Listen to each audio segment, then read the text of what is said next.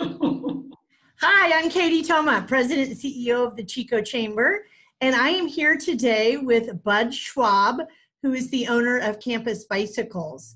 And the reason why Budd is here today, why we strongly encouraged him to come in and share with you today, is why Budd joined the Chamber. He is a new member. He had been a member for a while, but hadn't been a part of our group for a while. So I think it's a good story, and I think it's worth sharing. Budd's been in Chico a long time. He's been at Campus Bikes for 38 years, and he really is a downtown fixture. He's a legend downtown, I would say. I guess we're old enough to be legends, huh, Budd? Yeah. So, Budd, I just would love for you to share your story of why you decided just to join the Chamber just recently, just a couple weeks ago. Well, I'd like to tease you and tell you that you coerced me into it, but I can reframe that by saying you coerced me into it by taking such good care of me. So when we started the PPP process, Ann said, call Katy.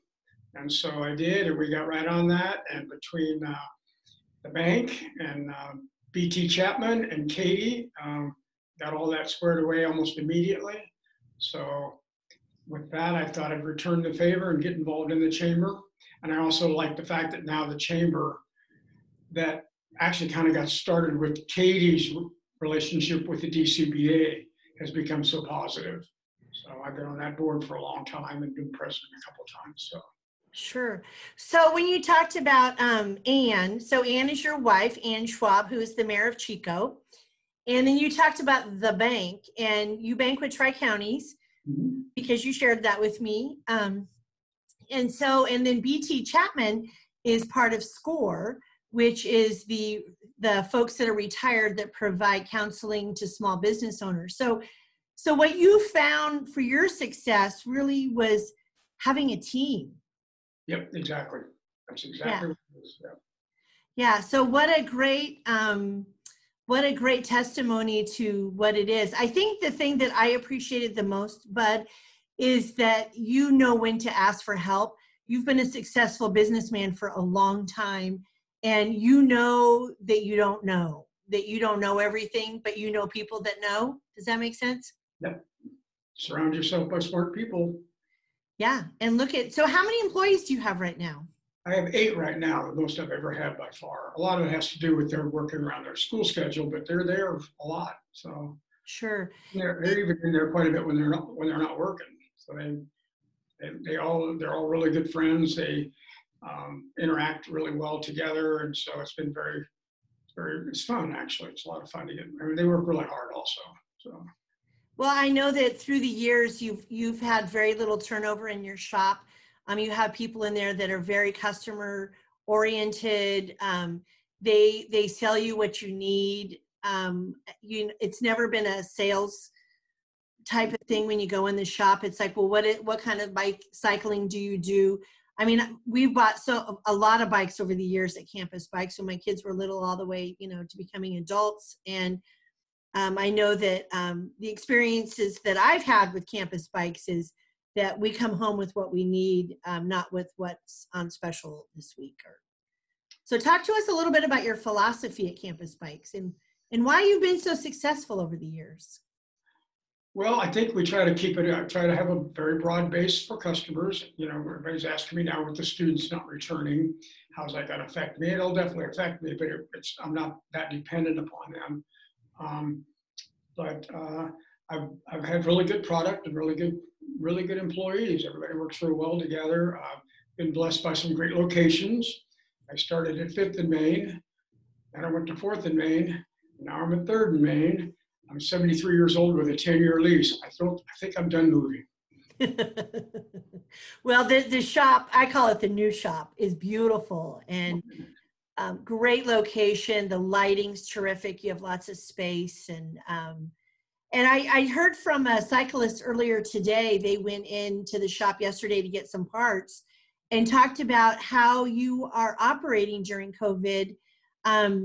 So it kind of explain your process with, allowing customers in, how you're protecting your staff. What is it that you guys are doing?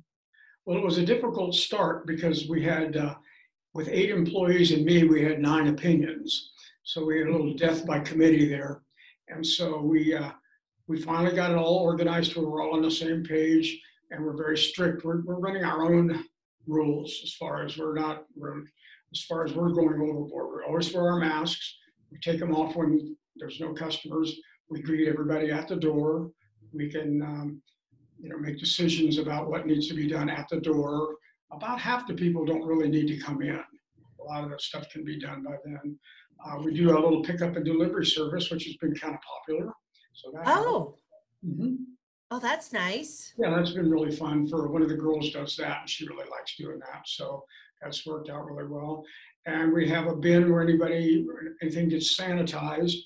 If anybody handles any merchandise, and after they leave, we put it in a bin. When we get around to it, we sanitize that. We clean the shop routinely. We follow and we've posted and follow the guidelines from both Butte County and the city. We just got that up a couple of days ago. Great. So, so how about at the checkout? So when you're at the counter and you're to purchase, do you have it marked off or anything like that, like the 6-foot distance? Yeah, we put a table between the counter and where the customer would be, and then the credit card processors are out near them, so it's kind of an automatic boundary. So do you feel like you're getting good cooperation? Are customers willing to cooperate through this? For the most part, yeah. I mean, there's 1 or 2 every day that just don't want to cooperate, but we're very firm with them. We've got a lot of signage on the front doors, masks required, any number of directives like that, and very visible. Sure.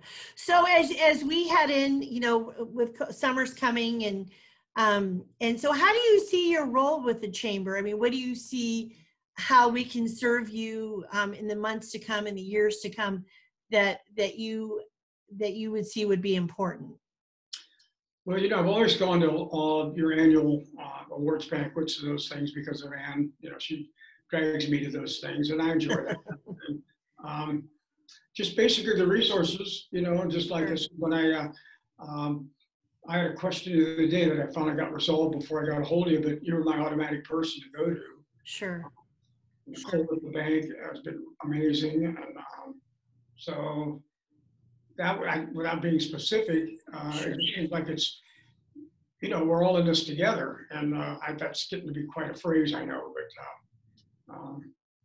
I discovered a long time ago that when you start saying, what are we going to do instead of what are they going to do, you become a different citizen at that point.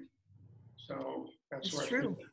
That's very sage. That's a very sagey statement, very wise statement, because it's true. And I think that when, and I think given the fact that Butte County has had, we've already worked together through the dam, through the campfire.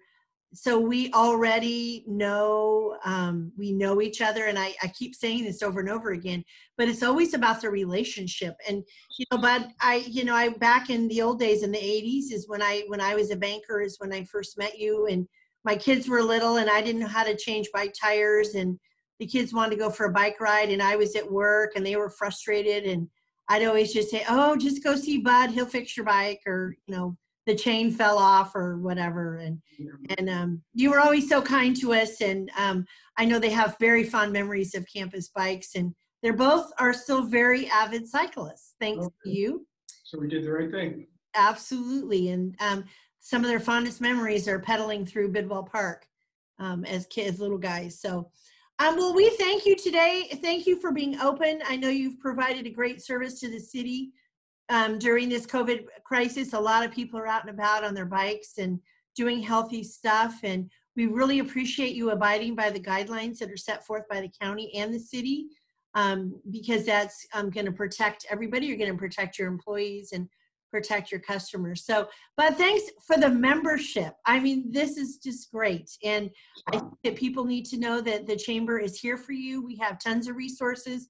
We are culling through information all day long, and there's so much out there, and we're really trying to chunk it out and make it understandable for our members and the business community at large. So, but thanks for taking the time, and I'm sure we'll see you around. Okay. All right, take care. Bye.